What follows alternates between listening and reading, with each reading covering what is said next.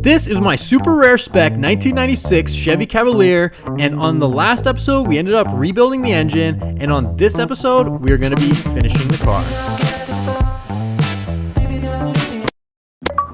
Okay, so we're just gonna hop right into this one. And I started with cleaning the engine bay to make sure everything was going to look nice when it was in there. Once that was done, it was finally time to get the engine in, which is a challenge to say the least because of how tight everything is. Once I had it almost all the way in, I realized I hadn't bolted the flywheel on. After that was fixed though, it was finally in and it looked awesome. Okay, so after many trips to the junkyard, I have the engine like pretty much complete. The car did come with a box full of random stuff, but it was definitely not everything. So I had a lot of little things to get here, this, that, hardware. This is the theme of this car. The transmission pan only has 2 bolts holding it in. I'm assuming they took it off to drain the fluid because they were probably gonna drop everything. I don't know. I got a different pan and all the bolts because this one has a drain plug on it. So we're gonna do that next, put transmission fluid in it, and then crank it to build oil pressure, and then see if it explodes.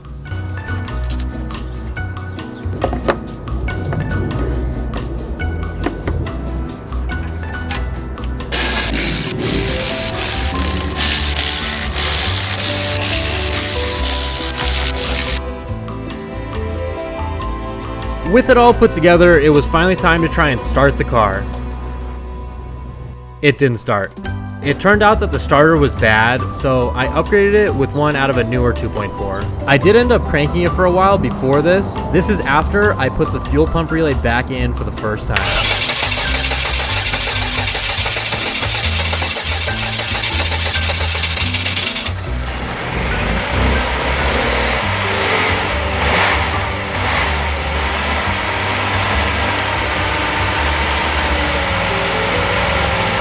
Well, the engine runs really good. I'm very happy with it. I'm gonna do a break-in oil change. I needed a little bit more transmission fluid, so we're gonna add transmission fluid, run it through the gears, make sure that's good. And then we'll charge the AC system. And then, I mean, mechanically, as of now, it should be pretty good. I'll check the air pressure, and then we'll give it a nice little clean, really show you what this white on white looks like. I need to give myself a clean because I'm gonna make it dirty immediately, and then we get to drive the Z24 around and then still be very nice to the engine for like 1,000 miles before changing the oil once again. So yeah, I'm very happy this is almost over. All right guys, real quick, I had Top Dawn send me a scanner. I'm just gonna do a quick review on it because this seems like a pretty good value as far as scanners go, and that's me as someone who has a $2,000 scanner and feels very scammed.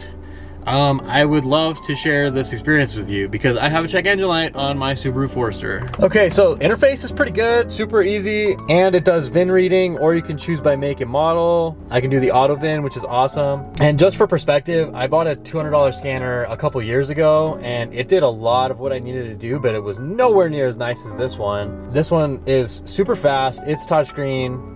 I can do hot functions, I can do the auto scan. Okay, so we have one fault.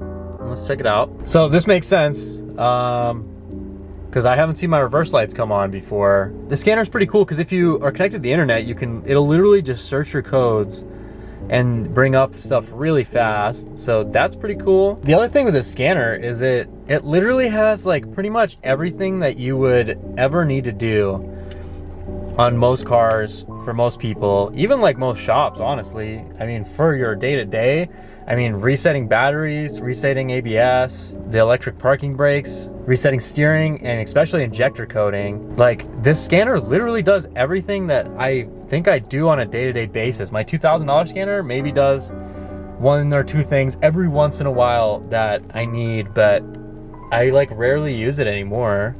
And just all these quick features are just so great.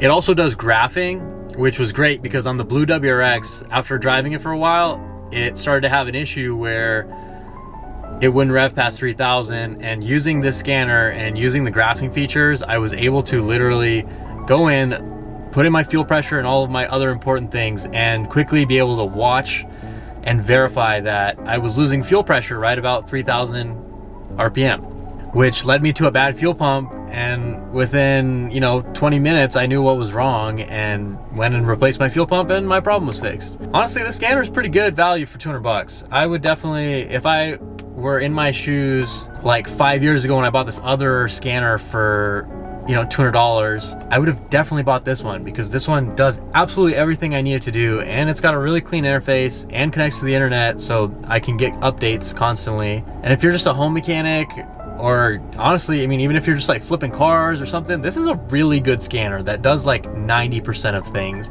If you're doing that last 10%, I mean, more than likely you're more of a mechanic. I will definitely be using the scanner more frequently. It's just so easy and so efficient, and I don't have to go through a million things to do something. So if you're interested, I'll leave a link below with a discount code. Thank you Top Down for sending me this scanner. Alright, so next up was dealing with the radio situation, and I opted to put this cheap aftermarket unit with Apple CarPlay in since it already had an aftermarket one in it previously. I also replaced the shifter bushing, then went straight into cleaning the car up. I just wanted to take a second to thank anyone who has donated to the channel. I always appreciate you guys more than you know.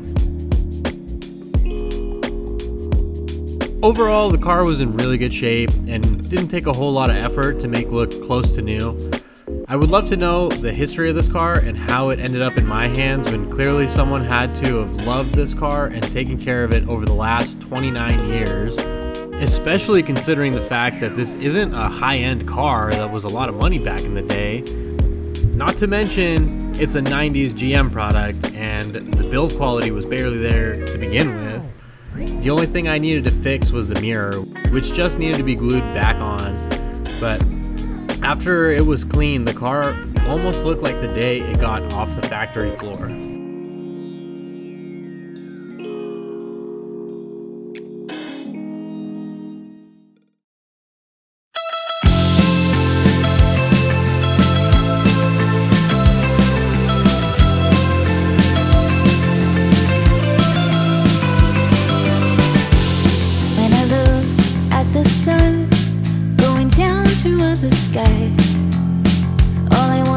Okay, so I've put 150 miles on it, and check it out. Look at this.